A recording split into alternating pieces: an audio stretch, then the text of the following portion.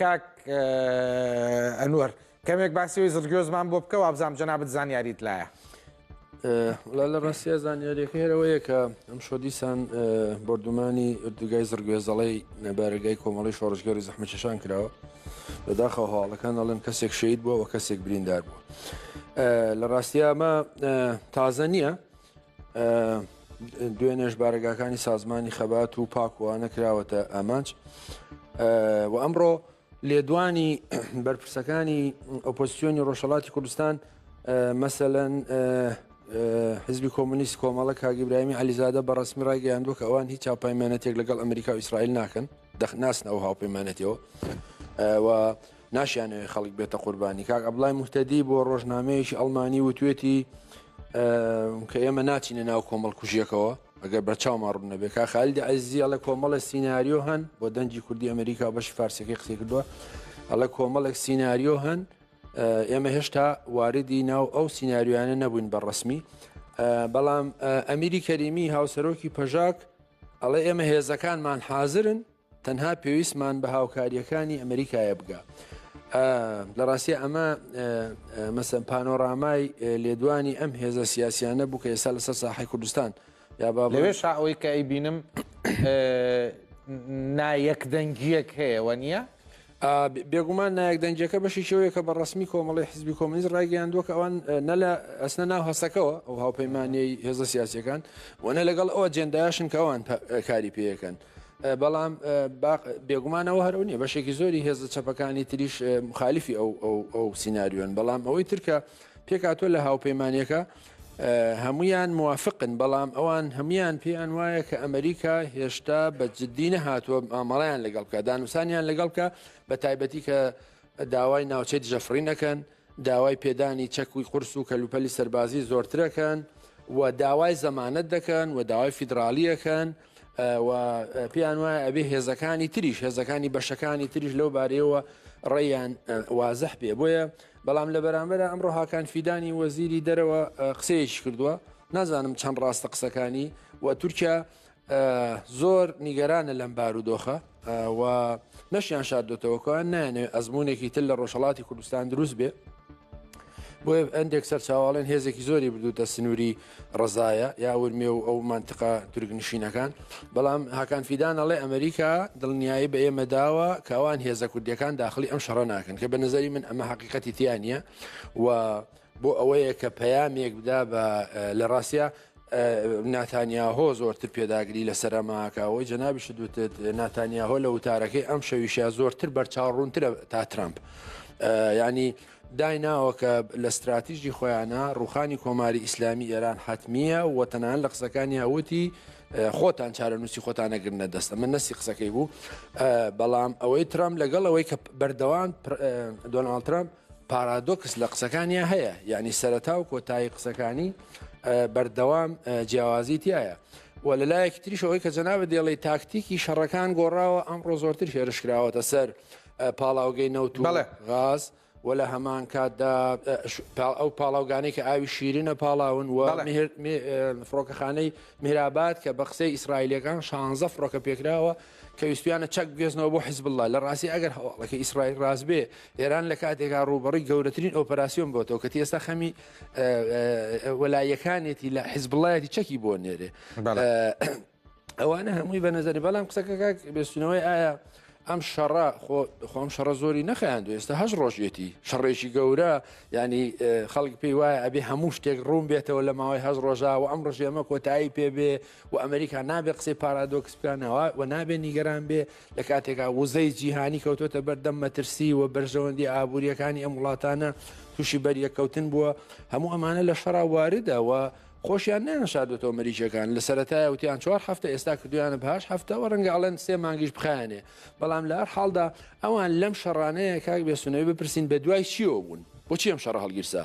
شتێک کە ئەم شەڕی لەسەر هەڵگیرساوە لە دانیشتەکانی 2015 گروپی 15 تاگا بە ئێستا مەسەلەی کەیسی چەکی ئەتۆمی ئەمریکا بووە، ئێستا باسێکی لێ نییە. قسەکەویە کەواتە ئێستا ئامانجەکە سەرەتایەتی ئەبێ ئەوەی لانی کەم ئەو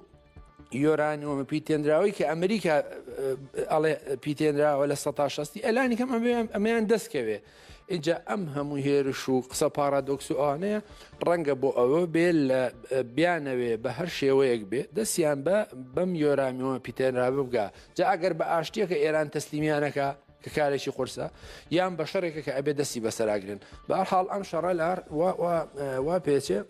سەبارەت بە قسەکانی پزیشکیانیش ئەوەی بەکر و کاکاڕژ وتیان دقیقە پارادۆکسێک لە قسەکانی پزیشکیان و مەسەلەن لە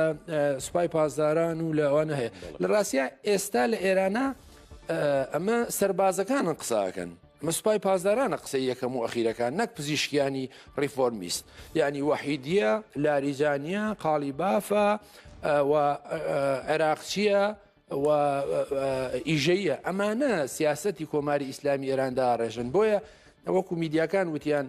لەگەڵ ئەوەی کە پزیشکیان داوای لێبوردنی کرد یەکەم موشک یەکەم درۆن لە بەحرێنرا لە هەمان شێوە یەکەم موشک بوو کە لە خودی پزیشکیانیش درا تەبیعی ئەوە بۆ کۆتاییێنانە بە پزیشکان لەڕاست ئۆکەی وڵا من تقریبا وابیر ناکەمەوە کە قسەکانی لاریجانی دەرارەت بێ لەوەی کە ناوەندگەرایەتی نەماوە یان قسەکانی تعبیر لە هەژمونی کۆماری ئیسلامی ئێران ناکە بە پێچەوانەوە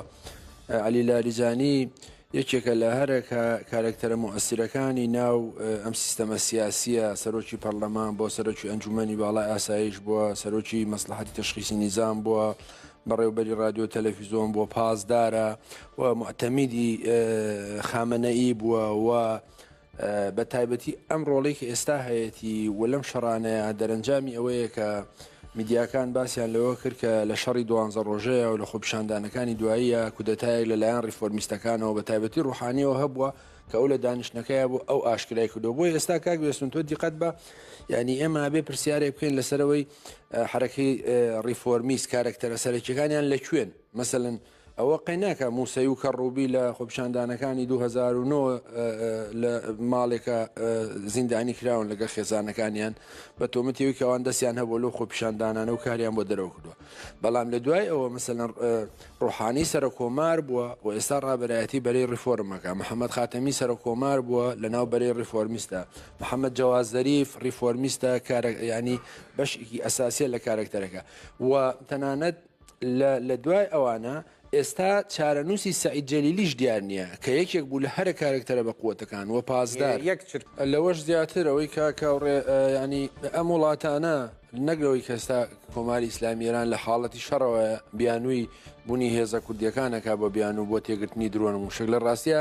ئەم هێزانەی ئەم چوار دەوڵەتە هزار و یەک خلافیان هەیە بەڵام لەسەر مەسەلەی کورد بۆ لێدانی بۆ تێکشکاندنی یەک بیر و باوەڕیان هەیە و هەموو ینی لە هەموو پیلانگیێڕێک بەشدارن هەر ئێستا ئەوەی کە تورکیا ئەیکا بەشێکە لە بەڕاستی لە پیلانگیێڕێکە و خودی عێراق و ئەم گروپانەی کە ئێستا بەشدارن لەم هێرشکردانە سەر هەرێمی کوردستان بەشدارن بەو مانایە کە بەڕاستی ینی سەرکردایەتی سیاسی کورەوەی دوێشەویش باسمان کرد کاگەوە بەکریش ینی ئێمە خۆمان نەمانویستەوە بەشێک بین لەم شەڕە بەڵام تەحسیل حاصلە دیفاکتۆیە کە ئێستا هەرێمی کوردستان بەشێکە لەم شەڕە و بەڕاستی ئەوە ئێمە ڕەخنەمان لە ئەمریکا هەیە زۆر جاری وتومانە ئەو قسە ئەوامی کە خیانەتی لێکردوین بەڵام خۆی من نەماوتوە ئێران دوژمنمانە دانیلانی کەم حکوومەت هەرێمی کوردستان نەیوتوە نەیوتۆ عێراق دوژمنانە ئێمە هاوپەیمانمانە بەیەکەوە لە ناوی حکوومەتی فیدراڵین خۆ نەمانتۆ تورکیا دوژمنمانە ئەیلانی کەم حکوومەتەکە ئەمە ناڵێ ئەیلانی کەمووی کاک بێستونیڵێ ئەمڕۆ قسە بووە لە بینی بەڕێزنی سیلڤان بارزانی و هاکان فیدان مەسەلەن ئەوە کەچی ئەوان ئەمانە قبول ناکەن یعنی سلێمانیە هەولێرە سنەیە بۆکانە بە یەک چاوسەیرەکەن بەڕاستی ئەمە ئەوەمان پێڵێ کە ئێمە زۆر جار هەر بە خاتریەوەی توش نەگلین لەم شەڕانەوە توش نەبین ئەڵێن ئێمە دۆستی ئەمریکانین کە لە گومان قورسە بۆ هەرێمی کوردستان ئەم دۆخی پایە ڕۆین بەس ئەوەنەی کە من تا ئەم چرکە ساتە لی تێگەشتم هەم پارتی دموکراتی کوردستان هەم یەکێتی نیشتیمانی کوردستان باش بەڕێوەی ئەبن تا حدێک نازام تۆڵێکی کاگەستون پێم وایە ئەوەی تەیدی کولی قسەکانی تۆەکەم لەسەر تەرحەکانی کاک بابڵ تاڵبانی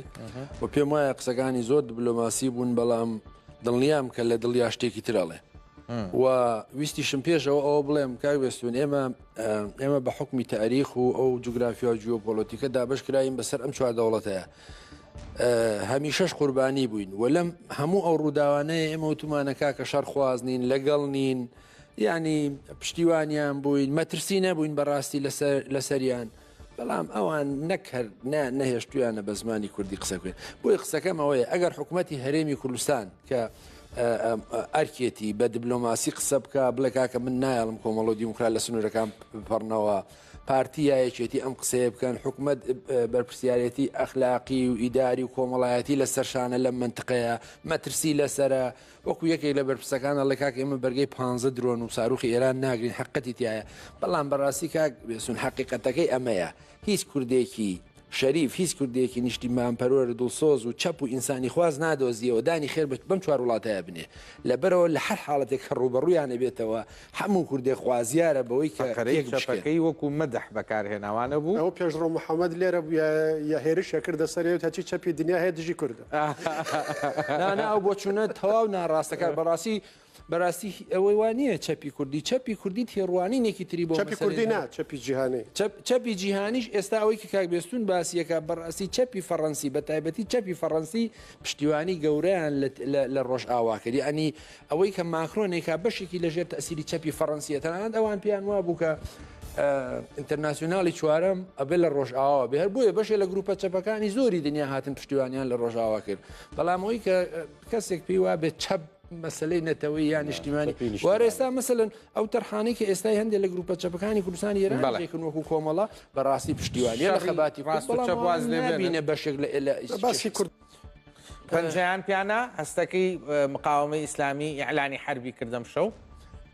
دانی کاک ئێمە چەند ساڵە ئەمە چەند شەوە چەند ڕۆژاڵین ئێمە تەرەف نین لەم شەڕەیە ئێمە بەشدار نین بەڵام ئەوە نەتیجەکەیەتی کەوان باوەڕ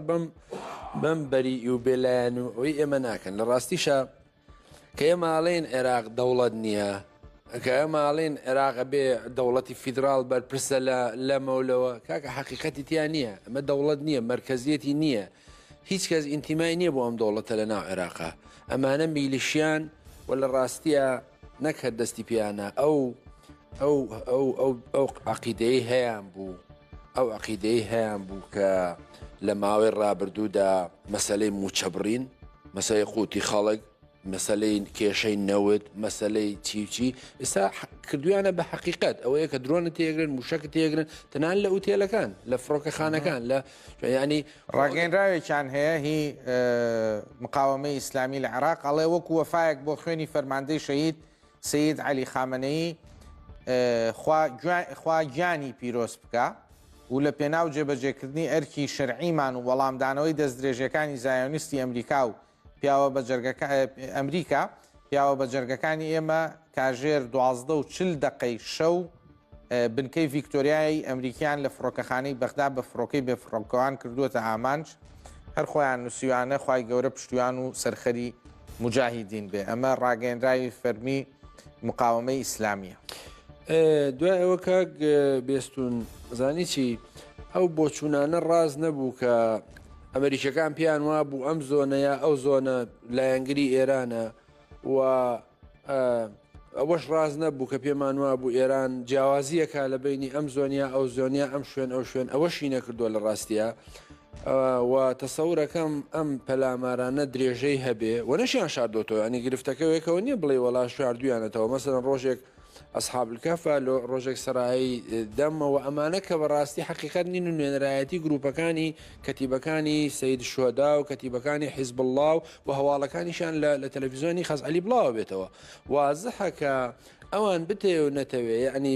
عقیدە و بیرروباوەڕەکانەوەیە نەشیان شادۆتەوە ئەمە ئەوەندەی من بزانم لە 100 ساڵی ڕابردوو هەمیشە وتویانە هەمیشە حکایەتێکی وەهمی و فۆبیایەکیانەیە کە کورد ئیسرائیلی دووەمە لە منتقەکەیە ئەمە بەردەوام ئیشی لەسەرەکەن و ئێستا ئەوەی کە تۆوتت نەوێ خوێنی خەڵکی تر لە ئێمە وەرگرنەوە لە ڕاستیە قسەکەوەیە کە خۆبەستنەوە پەیوەندی یان ئەو تێگەیشتنەی کە ئەم گروپە فەرقی هەیە لەگەڵ ئەم گروپەیە ئەمانە دۆستی کوردنیان چی لە ڕاستیە حقیقەتی تیانە و ئەمانە ئەوەی کە لە ڕووی یاساییەوە بە پێی یاساکەی خۆیان لەناو پەرلەمان بۆیان نەکرێ ئەیکەن و ئەوەی کە بە ناوی ئەنواع و ئەشکاڵ ئەوەیە کە موچا بڕن قوت دەبڕن نەود نادەن ئەمە ئەوە هەموو ئەماناکەن ئێستا ئەوکوتم بەڕاستی گەیشتۆتە سەرمە من تەسەورەکەم لە داهاتووە پەلاماری زۆرتری کوردستانیش بدرێت. کاک بێسون ئەم ڕووداوانەی کە بە دوای 7 ئۆکتۆبەر لە خۆرەڵاتی ناوەڕاستە ڕووەدا نەخشەی سیاسی و تشکیلەی سیاسی ئەم حکوومەتانەی گۆڕیەوە بە تایبەتی کە لە لوبنان لە سووریا ئەوە لە ئێران بێگومان ئەم ڕووداوانە فۆرمی سیاسی عێراق و هەیکەلە و تەرتیبێ عێراق بەم شێوە ئێستا نایەڵێتەوە و بتەوێیان نەتەوێ ئەم گروپانەی کە ئێستا هەم هەڕەشان لەسەر هەرێمی کوردستان لەسەر بەرژەوەندەکانی ئەمریکا بێگومان لە لیستی پەلاماردانی داهاتووی ئەمریکای ناوەنەی ئیسرائیل ناوەنەی لە پاڵ حوسیەکانە بۆیە عێراق دڵنیا بە لە دوای ئەم ڕووداوانە بەم فۆرمەی ئێستا بەم شکڵی ئێستا نامێنێتەوە گۆڕانکاری زۆری بەسەرادێ.